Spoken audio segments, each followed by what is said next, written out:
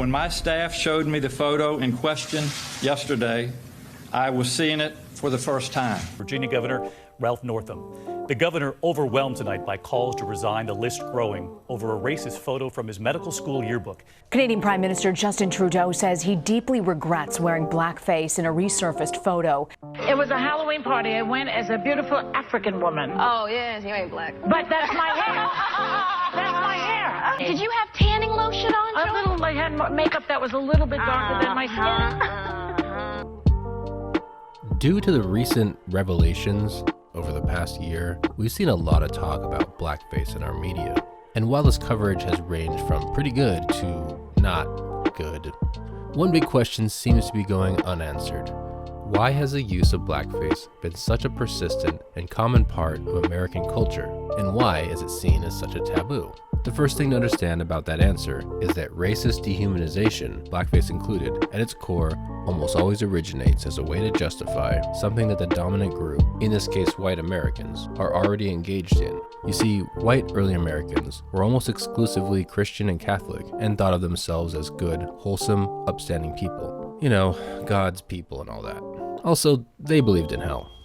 But despite that, they were engaged in extremely brutal and traumatizing race-based chattel slavery that not only went against Christian belief, but basic human morality. My name's Desmond, and welcome to the first video of this series. This video is about how blackface and scientific racism were used as methods to dehumanize Africans to help justify slavery and other injustices in order to help reduce feelings of guilt and shame in early Americans, and how the biases that resulted from that dehumanization process have persisted throughout American history.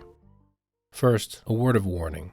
In order to explain why there is a demand for blackface, I'll be talking about some difficult topics such as slavery, murder, rape, and of course racism. There will be many racist images and a limited amount depicting violence. What I know a lot of facts and some truth.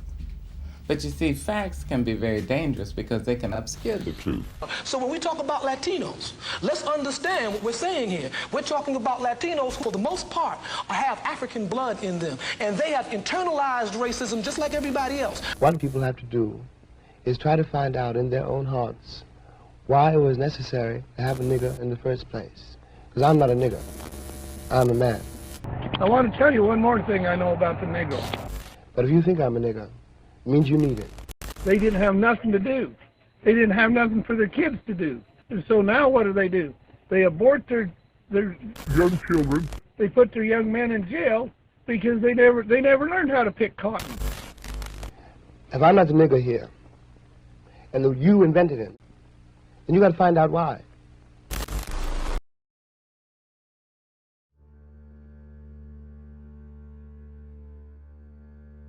By 1776, in all 13 colonies, anyone of African descent was legally considered part of the slave caste. But legality wasn't everything. Carrying out the repulsive, traumatic deeds would require human hands attached to human minds. And because the victims and associated traumas of chattel slavery were literally living among the American colonists, even those who weren't carrying out the deeds themselves couldn't ignore the intensity of the violence. The level of trauma and guilt that would normally be associated with shackling human beings inside of a ship, knowing half wouldn't survive, or participating in, or even just seeing young girls being raped, only to have their babies torn away and sold to a stranger at market like livestock, or branding, maiming, and torturing people to keep them in line, or allowing any of this to happen, knowing full well the motivation was profit, can't be overstated. And because the people doing all this brutality generally consider themselves to be good Christian people, this created what's known as cognitive dissonance. Cognitive dissonance is caused, among other things, by acting in a way or allowing other people around you to act in a way that goes against your core beliefs, which causes great mental anguish that people always feel driven to get rid of in one way or another, often subconsciously. Obviously, the most straightforward way to get rid of cognitive dissonance caused by immoral behavior is to stop the immoral behavior. But because the colonies were so heavily motivated by the financial benefits of chattel slavery, that wasn't an option they were about to consider. They needed to find justification for doing something they themselves saw as immoral. They may not have been aware of it at the time, but this meant they would need to sacrifice their own ability to perceive the world for how it actually was. They needed to successfully develop a cognitive bias that worked silently in the background to tweak their perception of reality automatically and subconsciously. because it wouldn't be enough to just tell themselves that slavery and rape was okay. They needed to really believe it. Ultimately, this would mean changing the way victims were perceived in order to erase their individual humanity so that the offender could sleep comfortably at night and get up bright and early to do it all again the next day. This was precisely the role that blackface and many other forms of racist mythology have played throughout American history. Now what becomes important about this kind, and you'll see it both in American history as well, there is this kind of dehumanization of African people. Because you got to ask yourself this question: how do people who deem themselves superior, who see themselves as the civilizers, who recognize themselves as what we call manifest destiny, how do you reconcile being the superior being and engaging in barbaric behavior? In the most purely IQ tests, things like the Wechsler and the Stanford Binet and the rest of them, the most recent renormings of those tests continue to show a 1 standard deviation difference. It is an intractable difference. It's not a result of cultural bias in the tests. It's large enough to be, it's not the kind of thing that should be ignored. That's pretty much my reading on where the data stand on the black-white issue right now.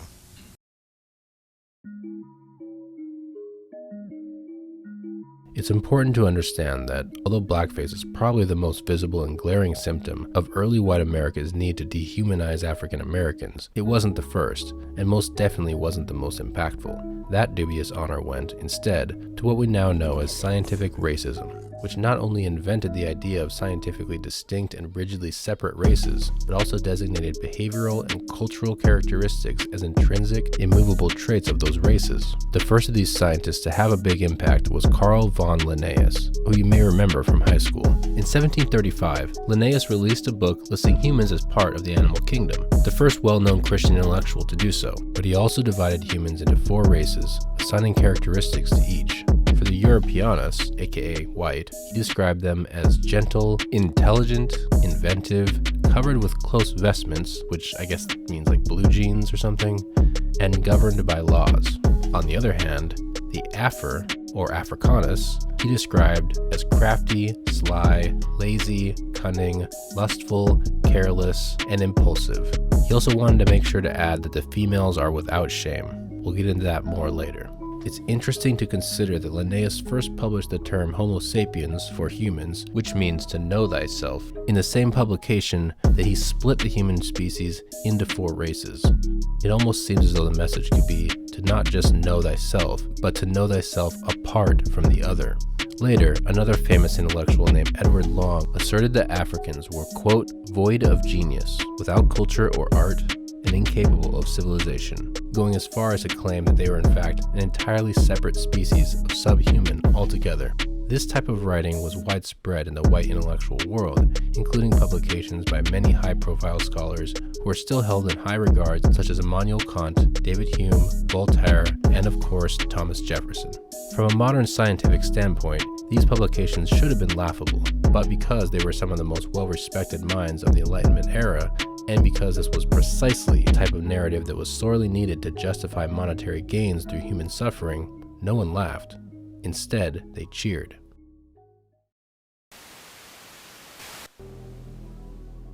You think you know how that would feel to be judged by the color of your skin? Yeah. Do you think you do? No, I don't think you'd know how that felt unless you had been through it, would you? It might be interesting to judge people today by the color of their eyes. Would you like to try this? Yeah! Sounds like fun, doesn't it? Since I'm the teacher and I have blue eyes, I think maybe the blue-eyed people should be on top the first day. I mean, the blue-eyed people are the better people in this room. Oh, yes, they are. Blue-eyed people are smarter than brown-eyed people. This is a fact. Blue-eyed people are better than brown-eyed people. The blue-eyed people get 5 extra minutes of recess, while the brown-eyed people have to stay in. The brown-eyed people do not get to use the drinking fountain. You'll have to use the paper cups. You brown-eyed people are not to play with the blue-eyed people on the playground. because you are not as good as blue-eyed people. On page 127? 100? 127. Is everyone ready? Everyone but Laurie. Ready, Laurie? Brown-eyed. She's a brown-eyed.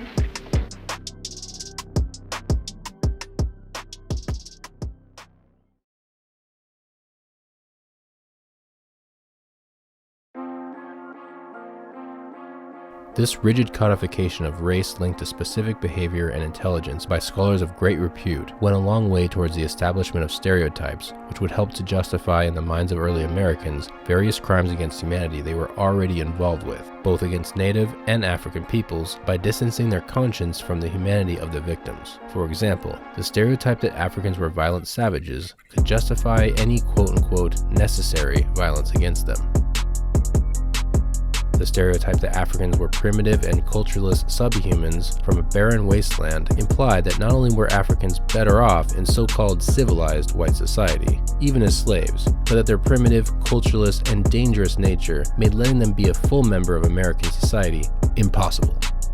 Next, the stereotype that African women were irresistibly seductive and always willing served to take the onus of rape off of the rapist, placing it instead on the enslaved African victim.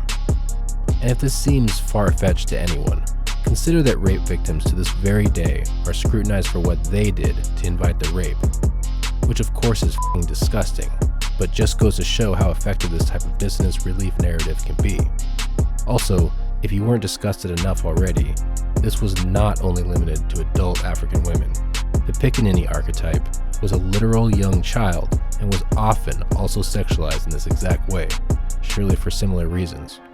The societal bias these stereotypes impart on American culture is still evident today in many ways, including the fact that many Americans who don't even think of themselves as racist will automatically assume an African American killed by police did something to deserve it, or who actually find it easier to believe aliens built the Great Pyramids of Giza than Africans. It also helps to explain why there are images of naked, underage African girls shown in nature documentaries and on YouTube as if it's no big deal. And before you say it, our cultural differences are beside the point. This is about what our culture deems allowable. Do you think they would really allow this on YouTube if this were a secluded white nudist colony in Switzerland? Once the concept of a racial other, and of racial otherness more generally, had rooted itself deep in the American subconscious, it didn't take long before these racist stereotypes had morphed into a full spread of distinct racial archetypes, each with a specific set of behaviors that they would always be shown exhibiting in minstrel shows, cartoons, and eventually the silver screen of the new motion picture industry.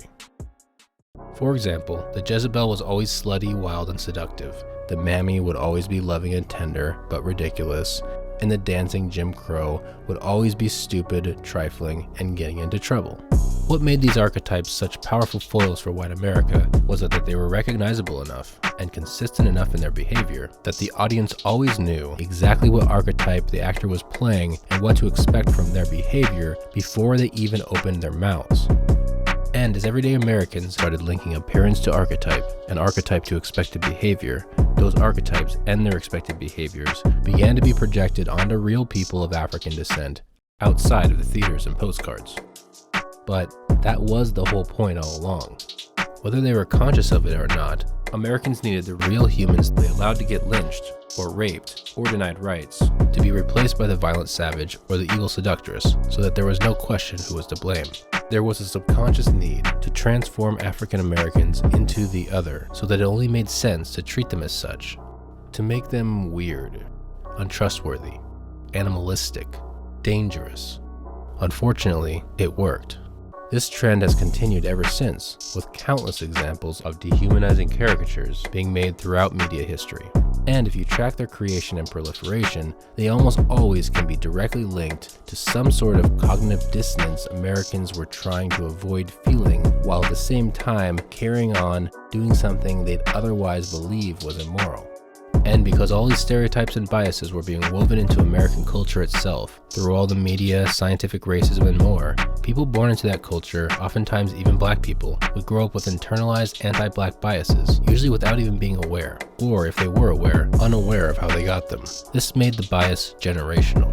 There will always be a chicken and egg type discussion to be had about audience-creator dynamics in entertainment.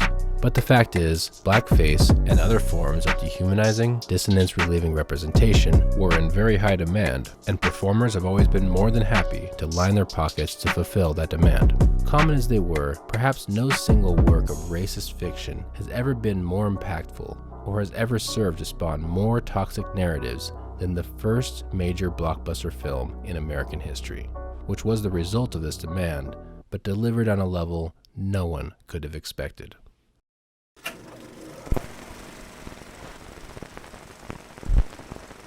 In 1915, D.W. Griffith produced and directed what has been called the first great feature-length motion picture, The Birth of a Nation, whose subject was the Ku Klux Klan. Today, this film, made 50 years ago, is still shown to Klansmen as the classic example of what other generations of Southerners did to protect white supremacy. Birth of a Nation is a revisionist film that takes place just after the South had lost the Civil War and imagines a future in which African Americans have been accepted into mainstream society. In the film, this results in black people running wild, raping white women and taking over the government, basically reducing the country and the government into a shoes-off, fried chicken-eating, white women raping circus. However, this racist fever dream of a dystopian future wasn't actually as much of a fiction for the people attending it as it was a real fear of what was inevitably about to come. After all, by the time the film came out, Jim Crow politics were beginning to show signs of weakening, and black people were becoming more and more a part of mainstream American society. In addition, the toxic stereotypes and biases of African people we talked about earlier, at this point, genuinely were believed by a large portion of white America, and they looked at this film as purely visionary.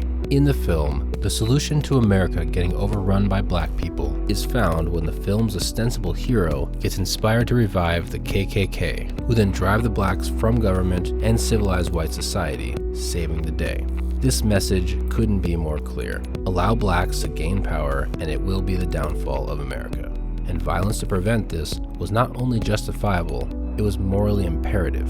This message was extremely popular among those who were already determined to prevent African Americans from entering mainstream white society, but also those who had harbored feelings of guilt about denying them before watching the film. In fact, President Wilson himself, who screened the film in the White House, said the film was like writing history with lightning, and his only regret is that it all was so terribly true. This narrative swept the nation, and soon after the film's release, the real KKK was actually revived, eventually reaching over 6 million strong.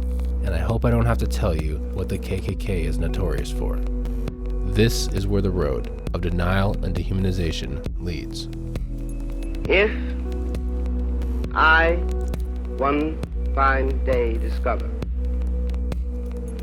that I have been lied to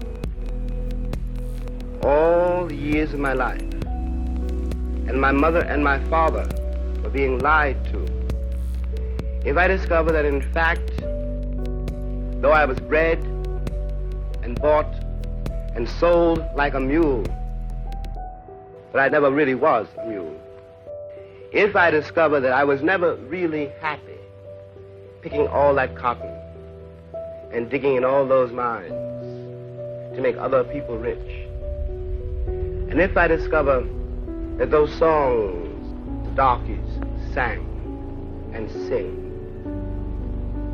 were not just the innocent expressions of a primitive people, but extremely subtle and difficult, dangerous and tragic expressions of what it felt like to be in chains, then by one's presence, simply by the attempt to walk from here to there, you've begun to frighten the white world. They have always known that you were not a mule. They have always known that no one wishes to be a slave. They have always known that the bales of cotton and the textile mills and entire metropolises built on black labor. The black was not doing it out of love. He was doing it under the whip. And I suggest further that their moral lives have been destroyed by the plague called color, that the American sense of reality has been corrupted by it. Something awful must have happened to a human being to be able to put a cattle prod against a woman's breast, for example. What happens to the woman is ghastly. What happens to the man who does it is in some ways much, much worse.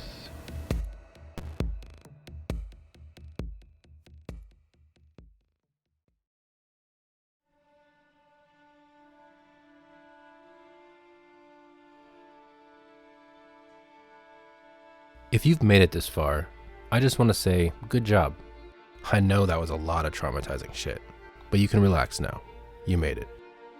And hopefully now you have a better understanding of why using blackface and other forms of dehumanization is such a dangerous and insidious practice, and why it's generally seen as abhorrent.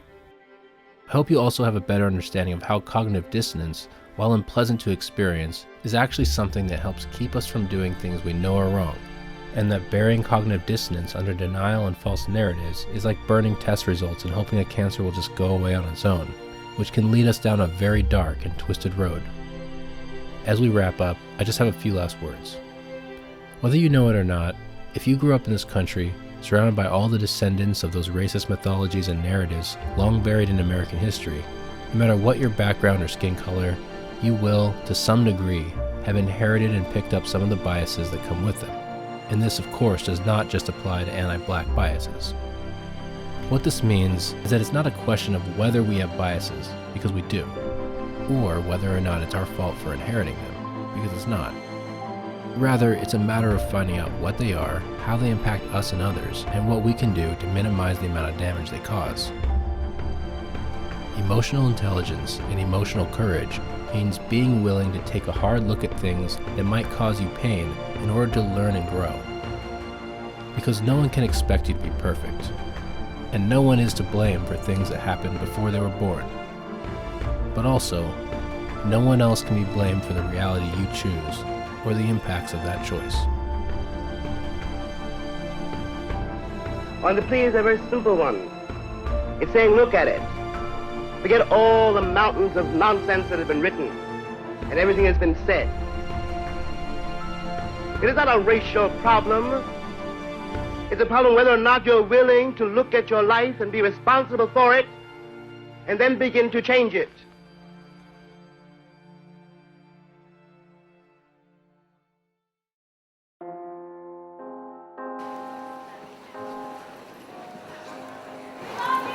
I love you back.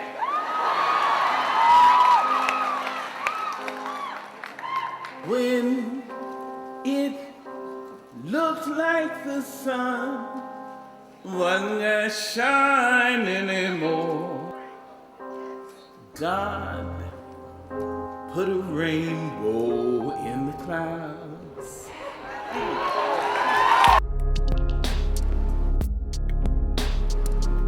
He said, because of him, I'm who I am today. You want to know who that is? I said, yes, sir.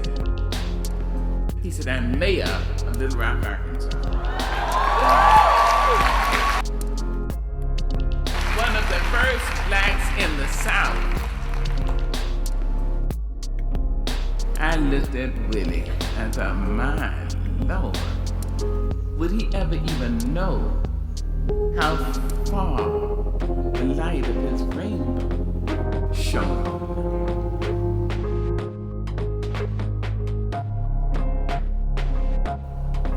Now, what that tells me is, you don't have to be the rainbow in the clouds to people who look just like you. Hello.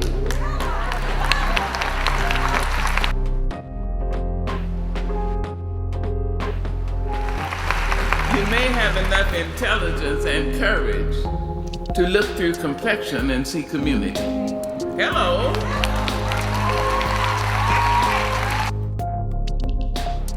The truth is, I am able to be here because of the rainbows in my clouds. My grandmother my Uncle Willie was a rainbow in my clouds. I mean, it was cloudy. My brother, everyone who ever loved me, who ever said, morning, who knew me or didn't know me, and said, how are you? Hi. You have no idea what that can mean to somebody. So being a rainbow in the clouds is the most noble thing we can be. You see?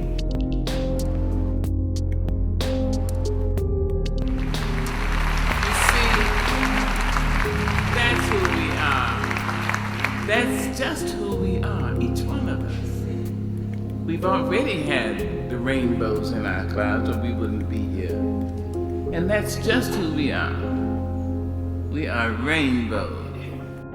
We have the possibility of shining on a path that was very crooked and helping to make it a little straighter for people who are yet to come.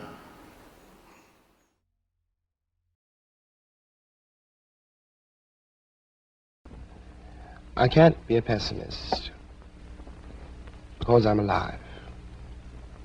To be a pessimist means that you have agreed that human life is an academic matter.